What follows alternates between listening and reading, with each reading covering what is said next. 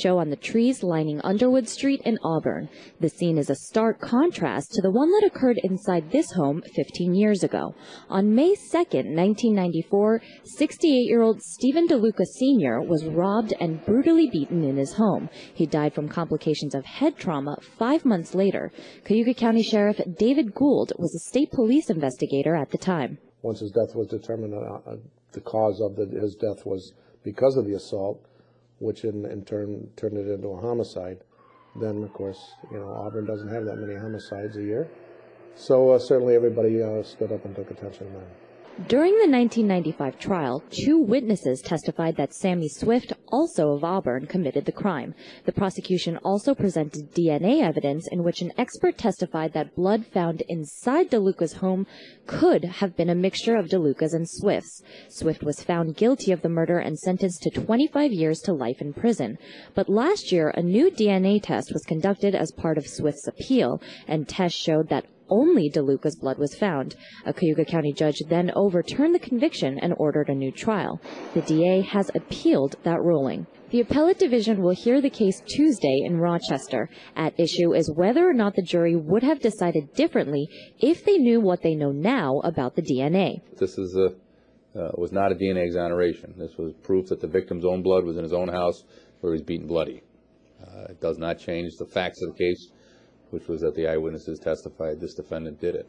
The jury understood from the district attorney's office at the time prosecuting it that Sammy Swift blood was at the scene, and now it's not. So nothing puts him at the scene of the crime except those 2 accomplices, and you need to corroborate that. The appellate division's track record usually sides with the lower courts. Between February and July of this year, they affirmed 354 cases while reversing only 26. And if a new trial is granted, along with tracking down witnesses and dealing with eroded memories, questions about whether or not there were other suspects may also arise. These sworn affidavits were mailed to News 10 Now. They are official witness statements naming other people who were allegedly at the crime scene. The DA, who was not the lead prosecutor in the 1995 trial, says the former defense attorney had those documents during the trial but chose not to use them.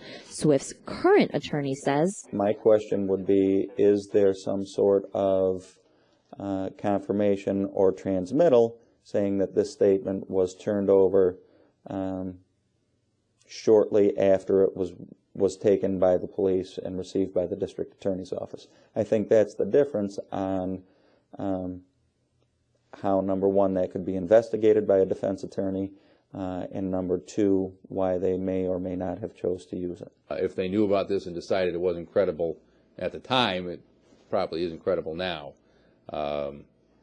Certainly we would look if something came to light that indicated that the verdict may have been different or that wasn't known at the time that might have led to a different verdict. We'd certainly have to look into that. The DA says any further action will be determined after Tuesday's hearing. In Auburn, Karen Lee, News 10 Now.